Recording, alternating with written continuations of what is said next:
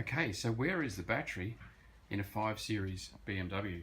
This is an E61, so it means it's a station wagon or an estate, but they've got the battery pretty well hidden in this guy.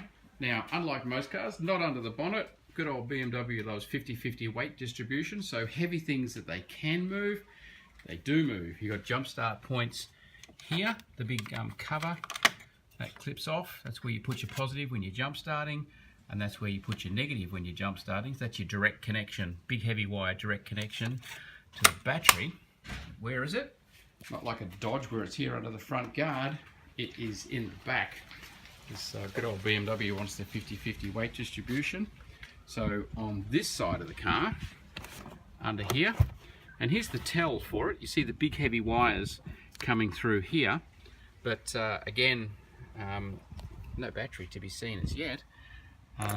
There is a bolt to undo here, and that's just a little guy. I've sat him in the tray there he is.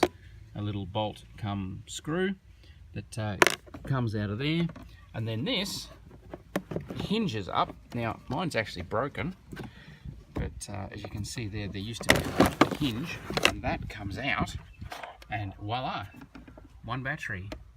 So down in there is your battery. And how do we get it out?